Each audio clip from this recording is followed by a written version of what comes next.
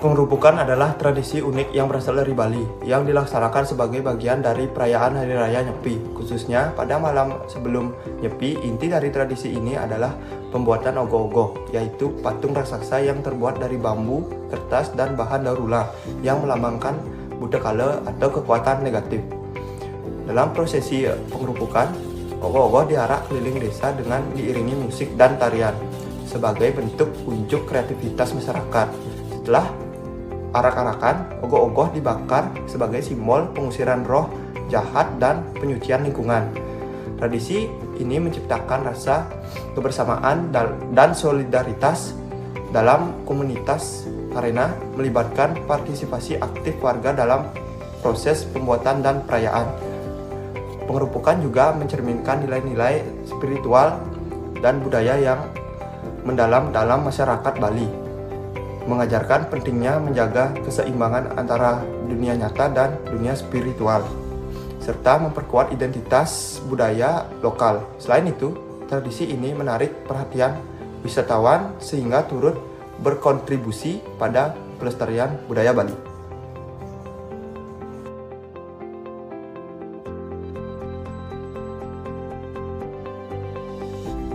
Perkenalkan, nama saya Putu Agus Pratama dengan NIM 250030495 dan kelas DI 253. Sekarang saya akan menjelaskan tradisi dari kampung saya, yaitu Siat Api atau Perang Api. Tradisi yang berada di Desa Adat Ludo, Kecamatan Selat, Kabupaten Karangasem, yang dilakukan setiap tahunnya.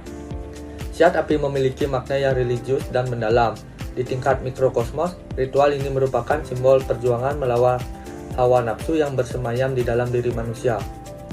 Di tingkat makrokosmos, Siat Api berfungsi sebagai ritual pembersih dan penetralisir energi negatif yang dapat mengganggu keseimbangan alam dan harmoni masyarakat, sehingga mendatangkan ketentraman bagi desa adat Ludo. Selain itu, tradisi Siat Api ini merupakan upacara pembersih skala dan niskala di desa adat Ludo dalam rangka pelaksanaan upacara besar sakral, yaitu upacara Usaba Dalam yang lebih dikenal dengan upacara Usaba Dodol. Proses prosesi tradisi Siat Api ini, seluruh krama desa adat Ludo lebih dulu menggelar upacara ngulah kala atau mengusir buta kala di rumah masing-masing. Selanjutnya, danyung atau prakpak atau daun kelapa kering yang diikat di sulung api yang ditempatkan di depan rumah. Setelah diyakini seluruh buta kala keluar dari pekarangan rumah, maka selanjutnya dinetralisir di wawidangan desa adat Ludo melalui ritual Siat Api.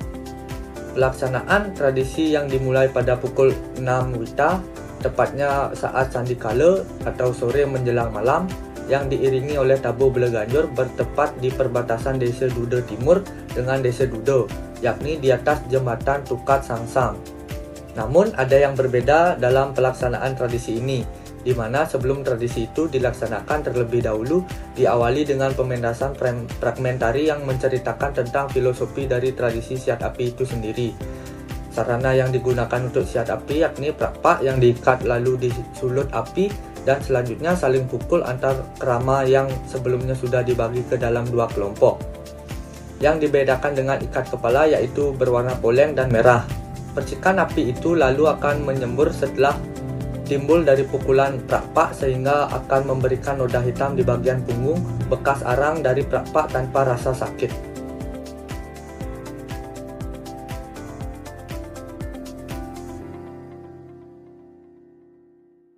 Subak yang ada di Bali. Subak adalah sistem irigasi tradisional yang sudah ada sejak abad ke-11. Fungsinya yaitu sebagai mengatur pembagian air dari sumber ke sawah, tapi juga mengatur kehidupan sosial, ekonomi, dan spiritual petani. Pengelolaan dilakukan oleh organisasi petani yang disebut Subak, dipimpin oleh seorang yang namanya Pekaseh. Dalam praktiknya, Subak menggunakan teknologi adat dan agama, sehingga air dipandang sebagai anugerah yang harus dijaga bersama. Hubungan Subak dengan sila-sila yang terkandung dalam Pancasila yaitu yang pertama yaitu ketuhanan Yang Maha Esa. Setiap kegiatan Subak diawali dan diakhiri dengan upacara keagamaan di Pura Ulen Suwi atau Pura Subak sebagai ungkapan syukur kepada Tuhan. Lalu di sila kedua ada semua anggota mendapatkan jatah air sesuai luas sawah dan kebutuhannya tanpa diskriminasi. Ketiga, Persatuan Indonesia. yaitu mempererat hubungan antar warga desa dan antar subak melalui kerjasama. Yang keempat, kerakyatan yang dipimpin oleh hikmat dan kebijaksanaan dalam perencanaan perwakilan, yaitu segala aturan subak ditentukan melalui rapat anggota. Yang kelima adalah keadilan sosial, yaitu pembagian air dilakukan secara adil, tidak ada yang berlebihan atau kekurangan. Sekian. Perkenalkan, nama saya Gede Nana Wirya Mardika dengan NIM 2500351. Saya di sini akan memperkenalkan tradisi unik yang ada di Kabupaten Karangasem, Bali. Tepatnya di Desa Tenganan, Penggringsingan. Tradisi Perang Pandan atau juga dikenal sebagai Mekaro-karo adalah upacara ritual khas Desa Tenganan, Penggringsingan, Bali. Upacara ini melibatkan pertarungan antar pemuda desa. Bukan hanya pemuda desa Tenganan saja yang bisa mengikuti tradisi ini. Wisatawan yang mengunjungi Desa Tenganan juga bisa mengikuti tradisi ini. Dengan menggunakan daun pandan berduri sebagai senjata, sebagai bentuk penghormatan kepada Dewa Indra atau Dewa Perang. Tujuan dari tradisi ini menghormati Dewa Indra dan sebagai ungkapan rasa syukur serta menjaga keharmonisan antar warga desa Tenganan. Waktu pelaksanaan tradisi Perang Pandan ini dilakukan setiap bulan kelima atau penanggalan desa adat Tenganan atau sekitar bulan Juni. Pada prosesi ini, para pemuda desa saling berhadapan dan saling pukul dengan daun pandan berduri. Peserta yang terluka akan diobati dengan boreh atau ramuan tradisional yang dibuat oleh remaja putri. Setelah perang, peserta akan saling berangkulan dan tidak ada dendam di antara mereka. Perang Pandan ini mencakup makna religius, adalah ujian ketabahan dan keberanian dalam mengekspresikan keyakinan religius. Yang kedua ada sosial, mempererat hubungan antar warga desa melalui kerjasama dan kebersamaan. Yang ketiga ada pendidikan, mengajarkan nilai-nilai sosial seperti menjaga hubungan harmonis. Tradisi Perang Pandan menjadi daya tarik wisata yang menarik wisatawan domestik maupun mancanegara.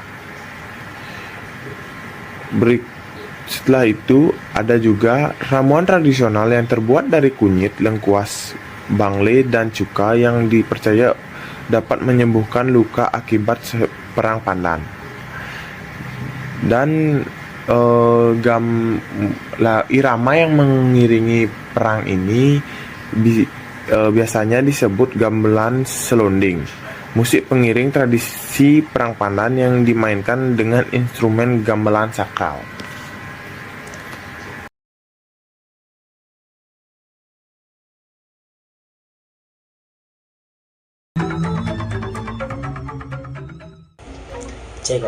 Jegog adalah salah satu gamelan khas Bali yang berasal dari Desa Sebual, Kecamatan Negara, Kabupaten Jembrana. Jegog diciptakan oleh seorang tokoh yang bernama Kiang Dildo sekitar tahun 1912. Jegog adalah kesenian alat musik tradisional yang hanya bisa ditemukan di Kabupaten Jembrana. Gamelan ini menjadi budaya masyarakat khas Jembrana yang terbuat dari bambu petung. Jegog biasanya digunakan untuk acara hiburan masyarakat desa ketika panen besar ataupun keagamaan. Jegog juga biasanya digunakan untuk acara makepung yang ada di Jembrana. Meskipun jegog bukan gamelan sakral, tetapi jegog memiliki nilai spiritual dan simbolik dalam konteks budaya Bali. Ada kepercayaan bahwa getaran suara jegog bisa menciptakan harmoni energi dan menolak gangguan negatif. biasanya digunakan untuk membuka wilayah sebelum acara besar, agar tidak terjadi gangguan dari makhluk halus.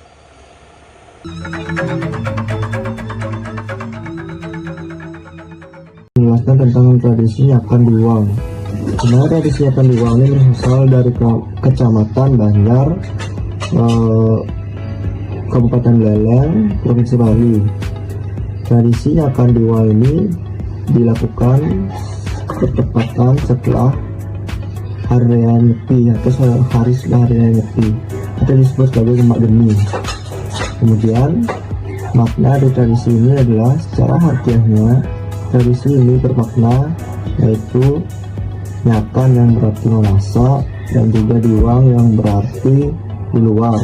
Jadi tradisi ini adalah tradisi memasak makanan di luar, khususnya di luar di halaman rumah ataupun di jalan. Kemudian tujuan dari tradisi ini adalah yang pertama sebagai simbol pembersihan rumah dan dapur, khususnya di dapur, sebagai simbol pembersihan di dapur, yaitu membersihkan kotoran yang ada dan juga membersihkan energi negatif. Untuk tujuan yang kedua adalah mempererat tali silaturahmi, di mana saat kita memasak makanan, di situ tercipta nilai gotong royong dan juga nilai kebersamaan saat kita makan bersama. Yang ketiga, tujuan dari tradisi ini adalah untuk menjaga warisan budaya, di mana kita harus menjaga warisan budaya ini. Salah satunya adalah tradisi nyapan diuang sebagai kearifan lokal yang harus dijaga, yang berasal dari daerah Kecamatan Banjar, Kabupaten Beleleng, Provinsi Bali. Kemudian kaitan tradisi ini dengan nilai Pancasila adalah yaitu berkaitan dengan nilai Pancasila, yaitu sila ketiga, yaitu Persatuan Indonesia. Kenapa? Karena di dalam tradisi ini terdapat nilai-nilai gotong royong yang termasuk dalam sila ketiga, di mana nilai gotong royong ini terdapat pada saat kita membuat makanan bersama-sama, dan kemudian nilai kebersamaan yang juga terdapat dalam sila ketiga, di mana nilai kebersamaan ini terdapat pada saat kita makan bersama. Tradisi Mogo atau Mogoha di Desa Penempahan adalah tradisi upacara unik di Desa Pekraman Penempahan Tapak Siring. Upacara ini dilakukan setiap tilam kedasa 1 bulan setelah pengerupukan atau nyepi. Upacara ini merupakan upacara caru kedasa atau caru ngelemak atau memupuk di desa. Ini mempergunakan sarana hewan yaitu sapi. Aturan yang pertama, kita harus membawa sapi ke tempat suci di Bali atau pura. Yang kedua, kita harus mensucikan sapi tersebut dengan menghaturkan bantan dan canang. Yang ketiga, melukai kaki sapi tersebut dan dibawa keliling desa. Tujuan dari upacara ini adalah untuk mensucikan desa karena darah dari sapi tersebut merupakan yadnya atau caru suci. Tidak umum untuk kawasan atau upacara di Bali menggunakan sapi karena kepercayaan umat Hindu, sapi adalah hewan suci dan kebanyakan orang Hindu tidak memakan daging sapi. Bahkan Hindu-Hindia sangat mensucikan sapi. Apabila mereka membuat roti atau makanan pertama, dihaturkan ke sapi. Kemudian kaum Brahmana kemudian baru untuk dikonsumsinya. Ada beberapa tempat atau pura di Bali yang menghaturkan sarana hewan sapi selain di Penempahan. Salah satunya Desa Penguatan Bangli. Namun bukan seperti Mogo di Penempahan. Upacara Mogo dilakukan di pagi hari di Tilam Kedasa. Diawali dengan persembahyangan di Pura Besar Penempahan, pura yang menyimpan arca dan prasasti Sri Kesari Warma Dewa. Dilanjutkan dengan melukai salah satu kaki dari sapi agar darahnya menetes. Dan sapi pun diiring berkeliling desa. Seluruh warga masyarakat sudah berada di depan rumah dengan membawa ambung-ambung untuk dihaturkan sapi tersebut. Ambung-ambung terdiri dari beberapa jenis ranting antara lain ranting daun glogah, daun patikala, alang-alang, taru sakti, daun pisang. Darah yang menetes merupakan yadnya atau caru suci. Dilanjutkan dengan persembahyangan bersama, dilinggih pemohogan diiringi dengan tabuh rah atau sabung ayam. Tirta dan mantan dari persembahyangan tersebut dipergunakan untuk upacara di ladang masing-masing dalam sejarah Bali kuno. Nilai-nilai sila yang berada di upacara tersebut adalah sila pertama, ketuhanan yang Maha Esa. Mengajarkan rasa syukur dan pengabdian umat kepada Sang Yang Widiwasa. Yang kedua, kemanusiaan yang adil dan beradab. mengandung nilai saling menghormati keyakinan adat dan warisan leluhur. Yang ketiga, Persatuan Indonesia. Prosesi dilakukan secara kolektif sehingga mempererat persatuan di antara anggota masyarakat. Yang keempat, kerakyatan yang dipimpin oleh hikmat kebijaksanaan dalam permusyawaratan perwakilan. Penentuan waktu, pelaksanaan, dan aturan tradisi biasanya diputuskan lewat musyawarah desa atau paruman yang mencerminkan nilai demokrasi lokal. Yang kelima, keadilan sosial bagi seluruh rakyat Indonesia. Manfaat tradisi ditujukan untuk kesejahteraan bersama, bukan individu. Tradisi yang akan dibahas selanjutnya adalah tradisi ngayah dari Bali. Tradisi ngayah adalah tradisi yang berasal dari masyarakat Bali. Tradisi ini bisa terbilang unik karena pada dasar tidak terpaku pada konsep kesenian ataupun ritual keagamaan, melainkan merupakan konsep dalam praktik gotong royong atau kolaborasi sukarela dalam mendukung penyelenggaraan acara atau kegiatan sosial, budaya, atau keagamaan. Ngayah tidak hanya sekedar kegiatan membantu, tapi juga merupakan wujud dari semangat kebersamaan dan keharmonisan dalam masyarakat Bali.